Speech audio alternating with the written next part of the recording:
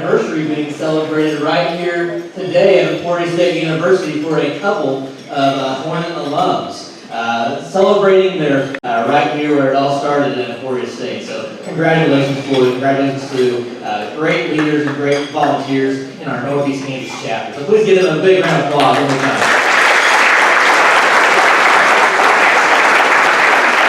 Are there any other significant birthdays or anniversaries that we need to know at this time before we get things started? Going once? Going twice? All right, here we go. So it's now my pleasure to introduce our president of the Alumni Association Board of Directors, Gary Handy. Gary graduated from Emporia State University in 2004. He now works in higher education at Washburn University, and we're very proud of Gary for working at Washburn, even though we don't always mention that name here at Emporia State. Gary demonstrates his Hornet pride at work and everywhere else. So while you're there on campus sometimes, if you see a car that has Hornet gear on it, a desk that has Hornet gear, or a guy walking around the blue country in black and gold, it might be Gary Handy. A native of Mission, Kansas, Gary and his family now live in Lawrence. Please welcome our board president, Gary Handy. Well, thank you, Tyler. I will tell you that it is a great honor to continue to serve this institution, even when I've got to work to that institution up north. But I do know where my bread is buttered. They can make me wear blue during the day, but I can wear black and gold whenever I want after that. Today we're here to recognize some folks that have really made some really great impacts. But first, I want to start with recognizing some new board members. If you are new to our alumni board, could you please stand?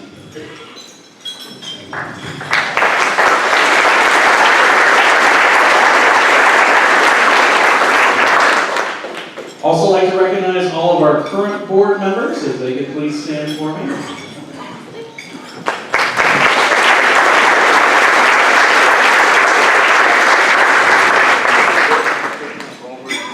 Also like to ask if there are any former board members to, if they could please stand and be recognized.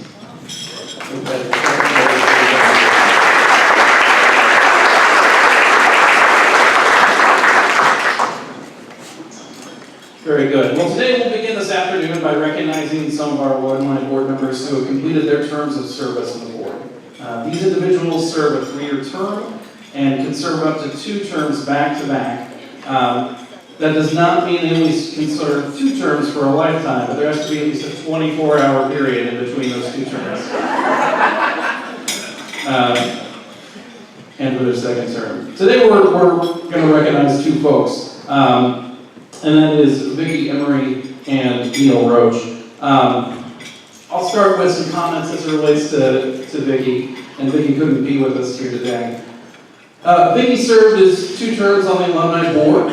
She's a 1970 graduate of Kansas State Teachers College, and is a media coordinator for the Lake Braddock School in Fairfax County, Virginia. She's a native of Overland Park. Vicki and her family reside in Fairfax Station.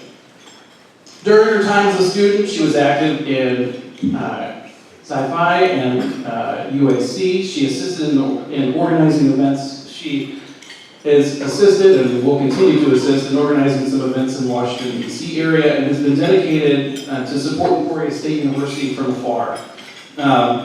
She's attended board meetings and several homecoming events during her time on the board. So let's give a quick round of applause for Vicki.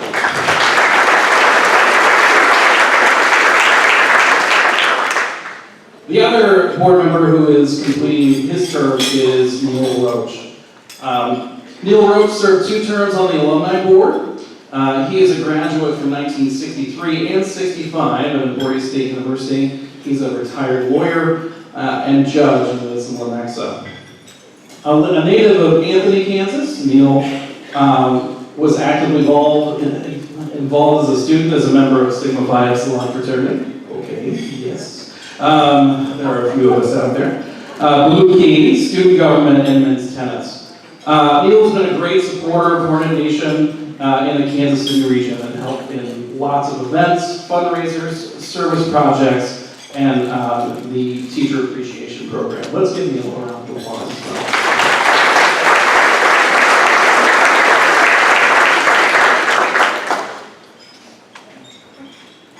Gary. Let's give Gary a big round of applause too for serving his term. It's a 2-year spot, and Gary gets one more year. And just this morning, we elected his successor to that position, which is Bill Patterson from Linden, Kansas. Please recognize Bill for our incoming president. President-elect.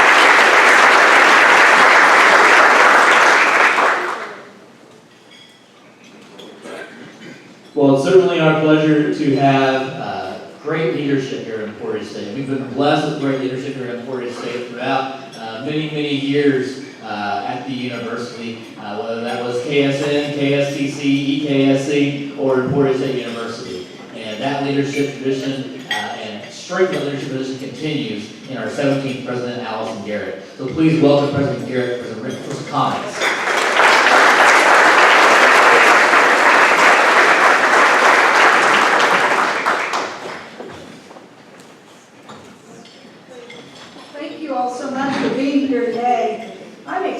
To experience my first VK, although I was not writing this morning, unlike some of you who might be writing.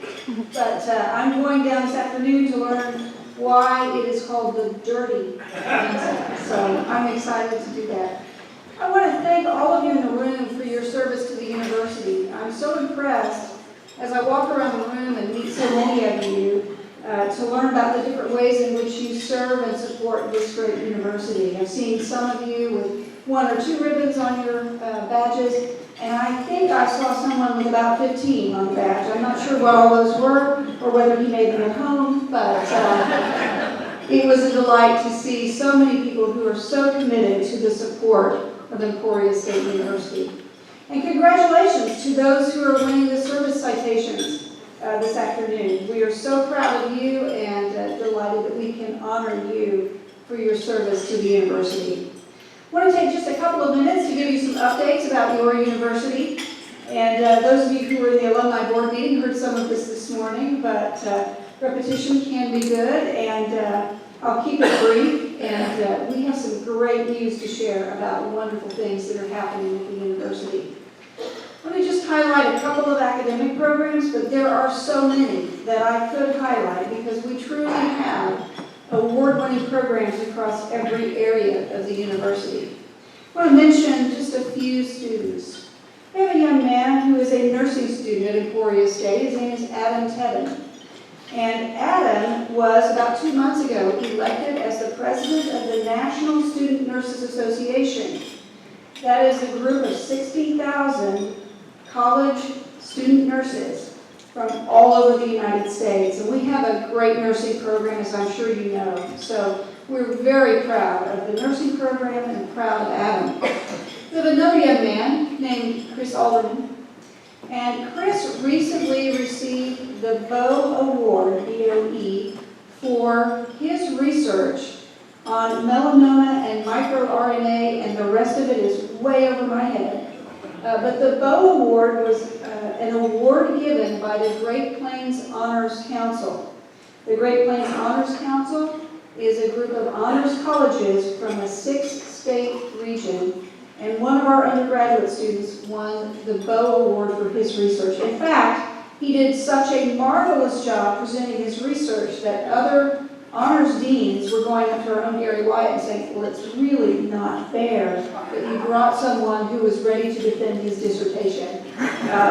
But he'll be a senior this fall, and we just have amazing programs in the sciences here at Emporia State. I'll share one bit of trivia with you because I think this is impressive. Over a 10-year period at the Kansas Academy of Sciences, Emporia State students have won twice as many awards as the next closest competitor. We've won, I think, 46, Brent? Is that right? 46. And how many did KU win? 21. I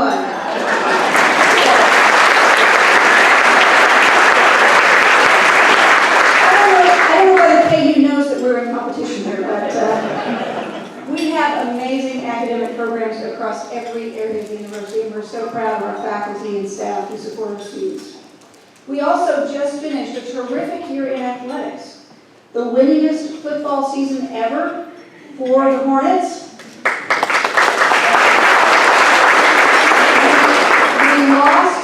eventual national champion in the quarterfinals. But we have the opportunity to get them back at the opening game this fall. So I hope you all will be here on September 1 for us to open the football season. We had a great season in women's basketball again. 5th year in a row that we have made it to the Sweet 16, and we won the MIAA conference title in women's basketball again. In baseball, we had a strong year, a 39-19 season, and ranked number 17 in the nation. And our track season just ended with 5 All-Americans. So we've had a great year in athletics, a great year in academics. We hope you'll share the news about your university because there's some wonderful things happening here at Emporia State. And please, as you leave here, go downtown and enjoy some of the things that are going on downtown. That's my plan. And I hope you have a great rest of your day. Thank you so much.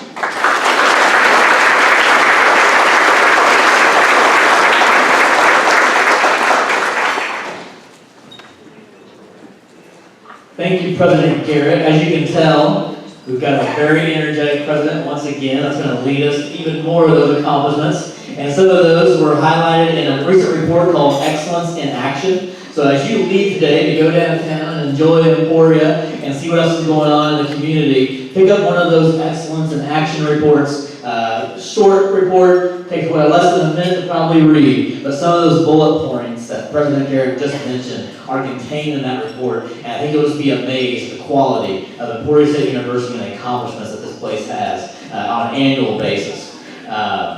To move into our award ceremony today, the Alumni Association created the Service Citation Award back in 1980 to recognize unique and significant service to Emporia State University. Individuals chosen for the award are moved by service, by a deep concern, and a loyalty, a sense of loyalty to Emporia State University. Our guys this year, we have 2 men, 2 females, and they said, you know, we're gentlemen, and we're going to let the ladies go first. So we're going to do the ladies first today and have our gentlemen rounded out at the end. But our first recipient this year is Dr. Ginny Higgins. Dr. Ginny Higgins is a dedicated Hornet, an active student who participated in debate, Sci-Fi, and summer theater. Ginny retired as a professor at Emporia State University and over 40 years of service. She taught in the communications department, her mentee, Kenna Reese, right there next to her, from 1964 to 1999, then led the Ethnic and Gender Studies Department from 1999 to 2008.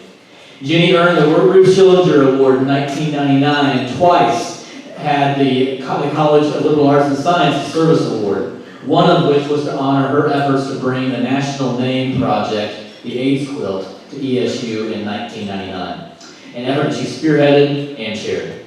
She has been inducted into the Kansas Association of Speech Hall of Fame and is the first and only person to twice receive the Outstanding College Teacher of Speech Award from that association. Past President of Faculty Senate, President of the American Association of University Professors, a past campus chair for the Endowment Campaign, a member of the Bonner & Bonner Lecture Committee, a past president of Lyon County's chapter for the American Red Cross, are just a few of the many things that she has done and led and been a part of. In the words of her nominator, Dr. Steve Catt, Ginny has remained a tireless supporter of Emporia State University, and her record in this regard is impressive. For over 40 years, ESU has benefited greatly from the leadership and service of Virginia Higgins. Ginny certainly exemplifies the essence of the University Service Citation Award, an award that recognizes unique and significant service to ESU. Ladies and gentlemen, Ginny Higgins.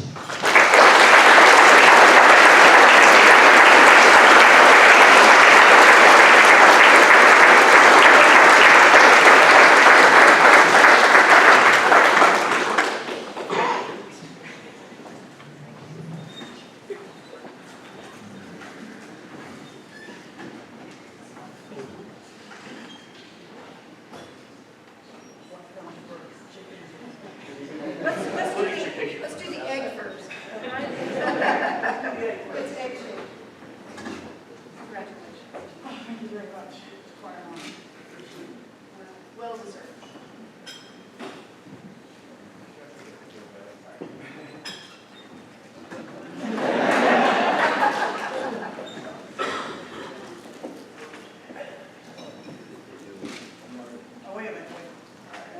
born with that. Maybe I should try that too.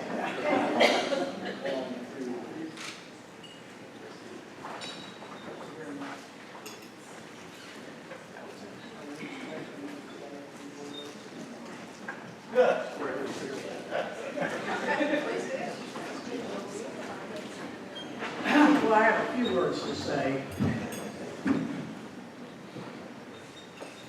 Well, first of all, I have to take these off so I can see. And for those of you who have known me for a long time, you're accustomed to seeing these glasses. Recently had some eye surgery, and these are my old glasses. I don't have new ones yet, and consequently, I have to take them off so I can read now.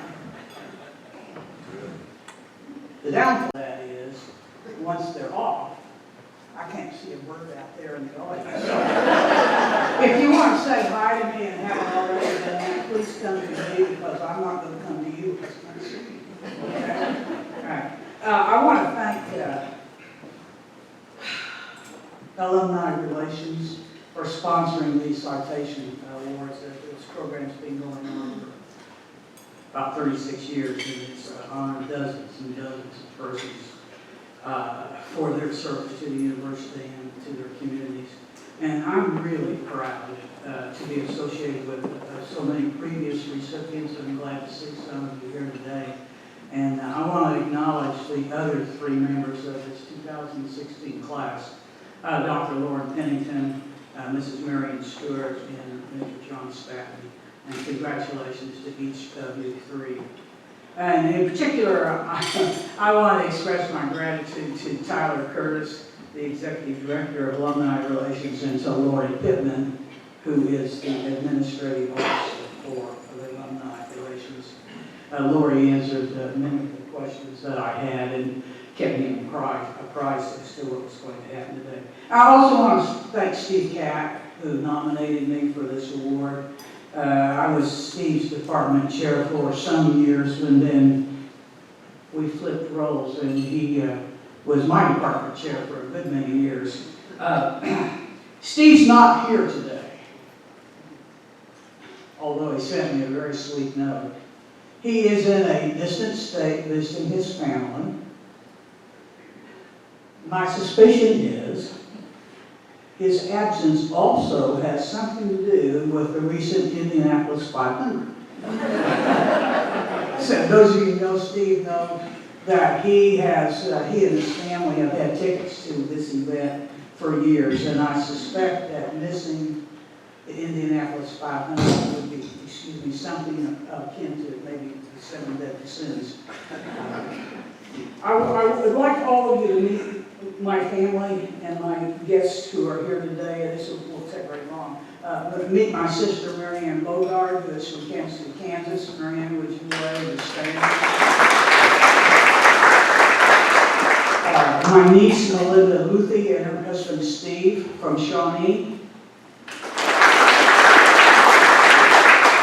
My nephew, Bill Roberts, from Olathe.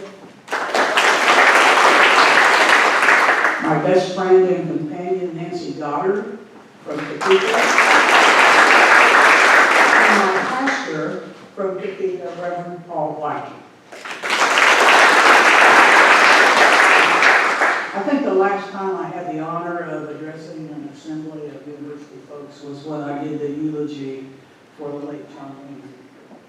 I was greatly honored to be asked to do his eulogy, and I feel that same sense of honor today. It's as humbling for me today as it was then.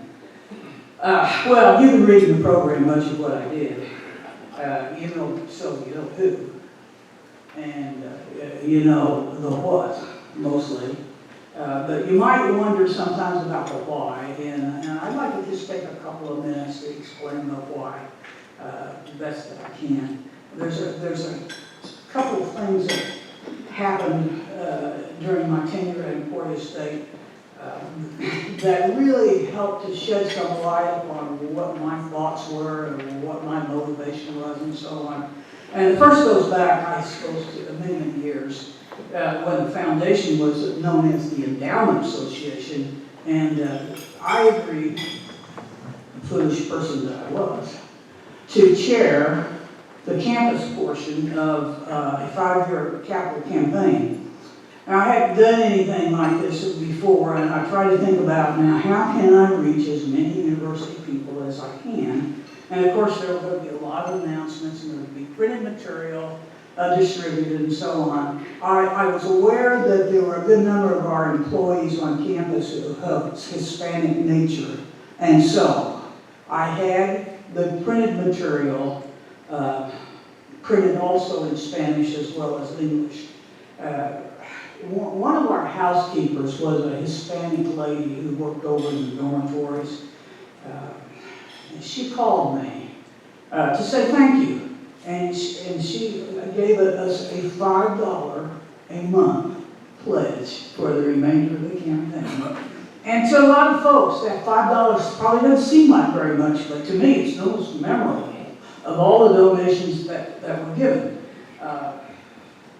The why in this instance is my belief that it is an honor to include everybody in their communities, no matter how high or how low one station would be. And so that's one of the reasons why.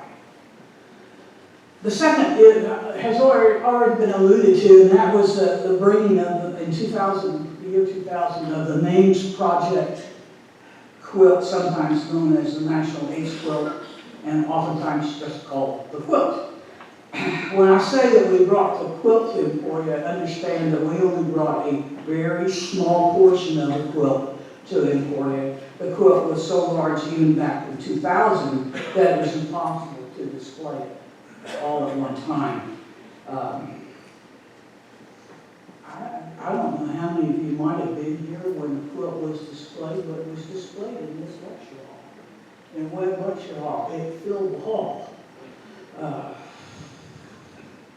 Bringing in even a small portion of the quilt was an enormous responsibility because we need people for everything. We need people to set up and to take down. We need people to serve as guides. We need people to watch the quilt panels to make sure that no one damaged the quilt panels. We needed security to guard the quilt overnight to make sure that nothing happened to it.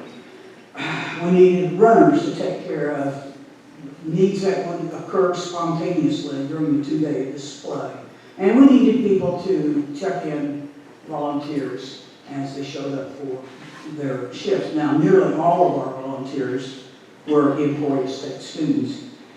And if memory serves me right, we used over 300 of our students, in both graduate and undergraduate. It was just an incredibly large responsibility to get it all organized, but we did it. And it was a very successful event for our university, and it brought not only our own campus members into Webb Lecture Hall to view it, but it also brought people from distant cities to come down and to see the quilt, because it's not very common that you would be geographically close to a place where the quilts or a portion of the quilts being displayed. Now, my own students knew very little about the quilt before we brought it in. Many of my students came from very small towns. Most of them would swear to you that they had never met anybody who had AIDS, although they probably had, but just didn't realize it at the time. And they were nearly overwhelmed, to be honest, to see all of the panels, to see the variety and the creativity that went into the panels, to see the very personal messages that came from the quilt makers, to see that women as well as men, to young people as well as older people, to see that AIDS was not just a big city problem, but it was also a rural problem. It was not just a California problem, it was a Kansas problem. And one of the things I also learned was it was just not a problem in the United States, but it was worldwide, especially devastating to some of the smaller, poorer countries in Africa. Now, I recall, in particular, a young man, I suppose he was either probably 18 or 19 years old. He was one of my students. After the display had ended, he came to me and he had tears in his eyes to tell me that he had always thought AIDS was somebody else's problem.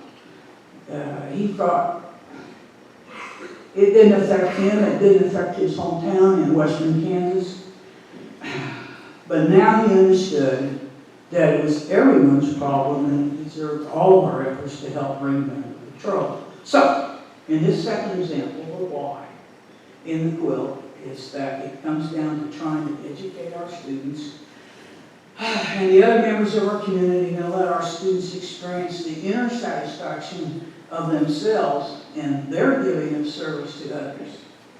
Now, I want to close. Thank heavens. I call upon the words of Bundy, who said that the best way to find yourself is to lose yourself in the service of others. And it was Thomas Monson who said that perhaps when we face our Maker, we will not be asked how many positions did you hold, but rather how many people did you help. Once again, I want to thank the Alumni Relations and the university for hosting these awards, and I'm very proud to be a part of it.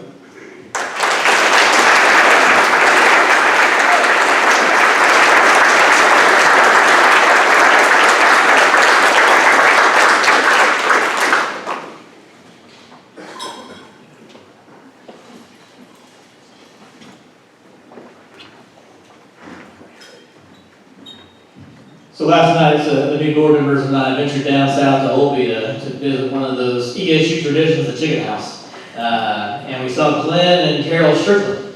And Glenn, I said, Glenn, I'm going to see Ginny Higgins tomorrow. He said, yeah, well, he said, it might be debatable, but I think I was probably one of her best hires. And I said, I'm not going to argue with them. You never argue with a debate coach. So let's hear it one more time for Ginny Higgins.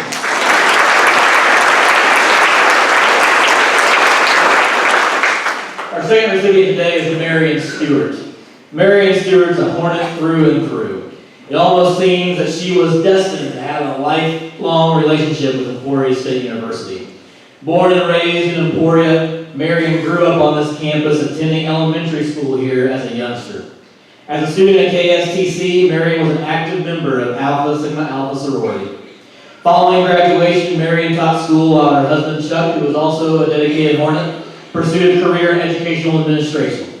She and Chuck served ESU together in numerous ways on the Alumni Association's board of directors, as foundation trustees, representing ESU at the Kansas State Fair, and supporting Hornet athletics, always showing their black and gold pride and cheering the Hornets on.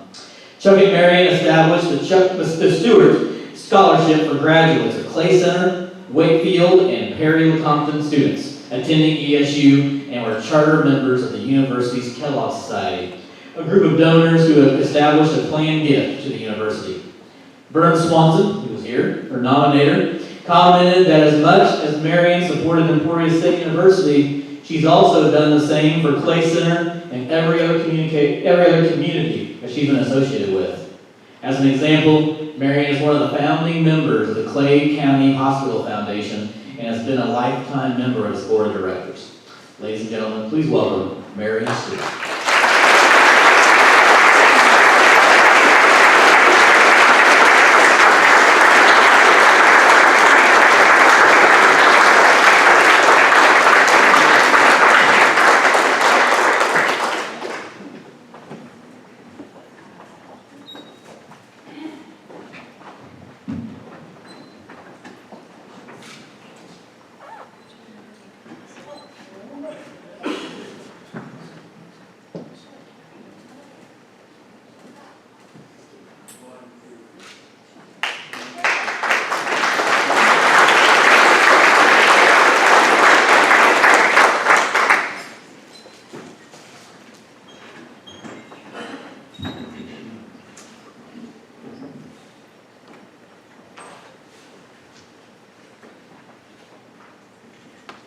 Well, I do have a historical talk to give, but before I give that talk, I want to show you this book.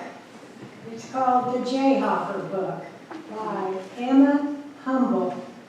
And she was my principal when I was in kindergarten. And since I enjoyed the book so much, I'm going to read you a page. You know what teachers do? They read too. Actually, I found this this book in the throwaway pile, one of the school libraries the school where I taught. The people who were born in Kansas are called Jayhawkers. The people who live in Kansas are called Kansans. This is a poem that Kansans enjoy. Would you like to learn it? Whenever you meet a Kansan, I care not where it may be, under the pines of the forest, out on the waves of the sea, whenever you speak of Kansas, his eyes will the brighter glow, for every Kansan loves the land where the sunflowers grow.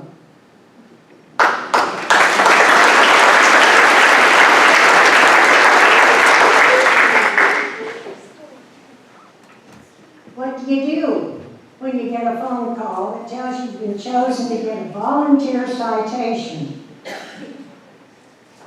And then also you have to give a 5-minute talk. First of all, a citation, the one I read about are always accompanying the word please.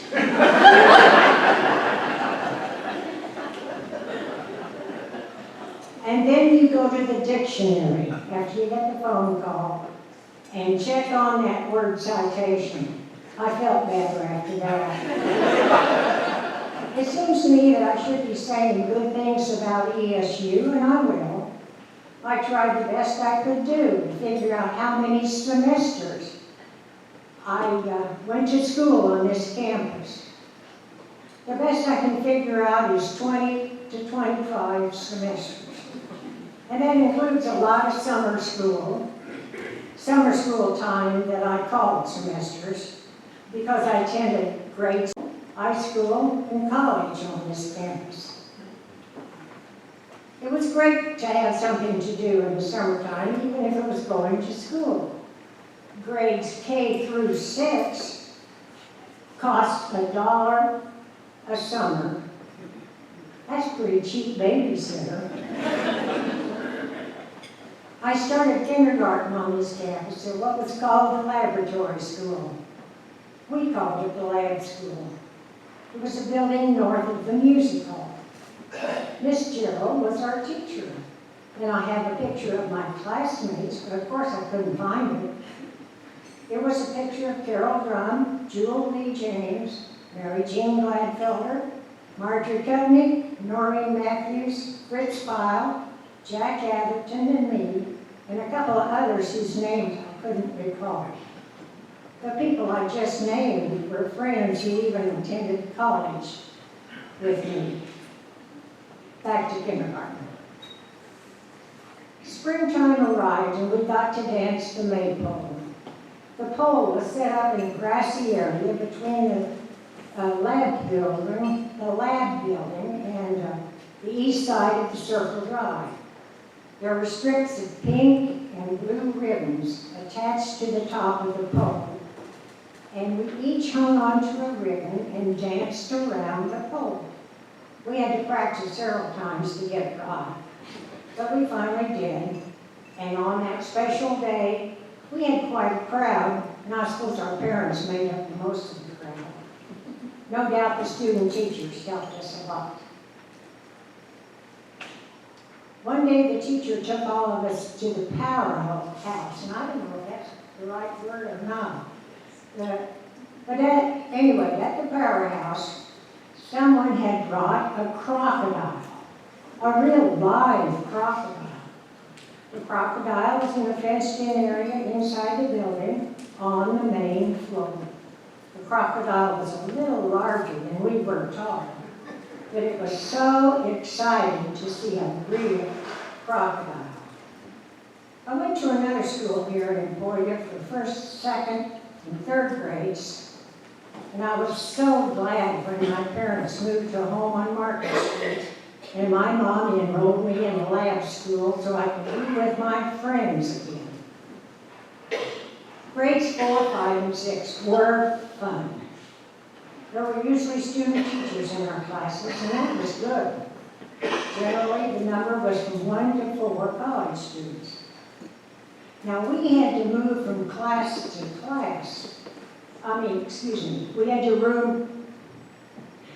move from room to room for each class.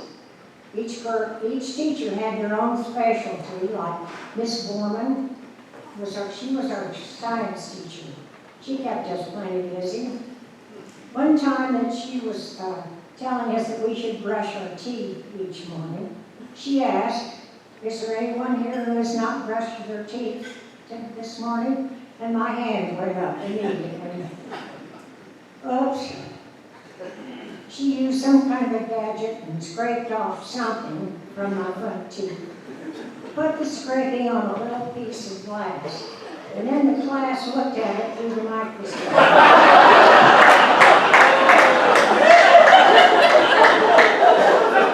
After that day, I never forgot to brush my teeth. There was a spelling teacher. The rule was, if you got 100 on your spelling test, you could sit at one of the desks in the back of the room for the next week. Sometimes, well, we always wanted the best grade. All of us did. And sometimes the best spellers took up half the room. Pretty clever plan. We had a reading teacher, Miss Brown, who was also the principal for the upper grades. She read stories to us, and of course we had to read aloud to her. Whenever Miss Brown would reach for her glasses, which were attached to her clothing, and if she pulled them out on this chain and put them on her, they didn't have those things around her ears. And she put these glasses on her nose, you knew you better shape up. The art teacher, I think her name was Gila Hope, kept us busy with our own artwork and learning about American and European artists, and we still have several student teachers in class. Miss Gable was the geography teacher, and she kept us busy too. Lots of maps, lots of states, and countries to learn about.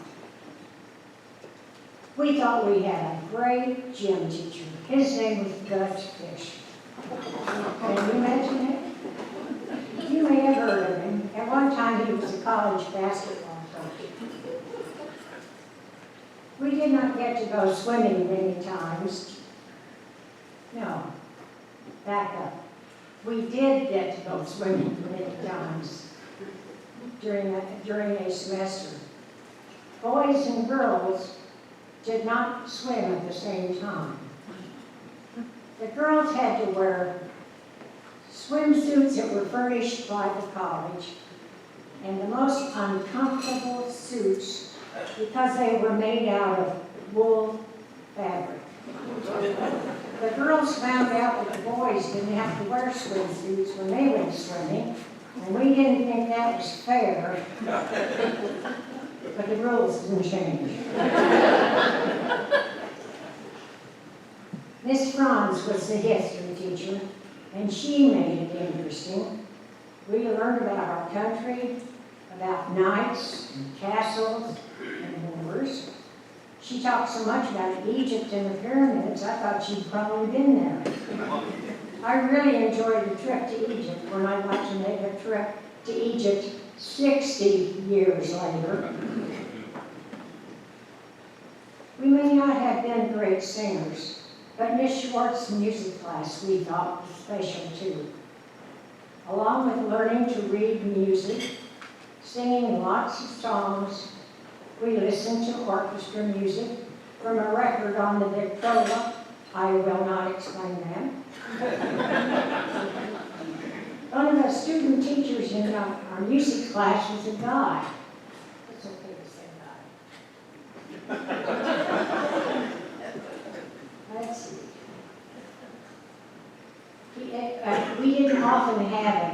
We didn't often have guys as student teachers.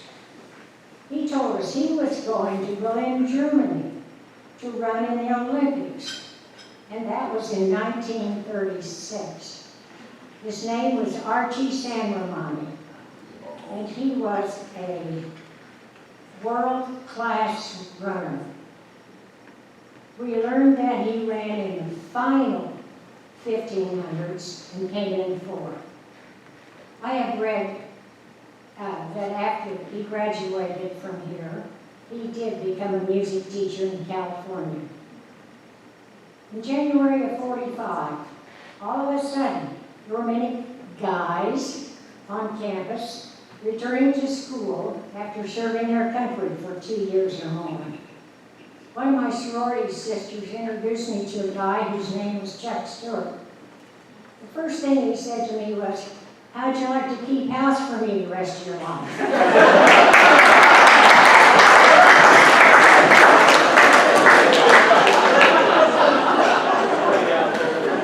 He graduated in 1947, and 2 days after that, he got married. Greg, stick up your hand. That's our son, Greg, who's a graduate of ESU. Now, with all this history we had to listen to, you know why Emporia State has been a special place in my life. Go Hornets!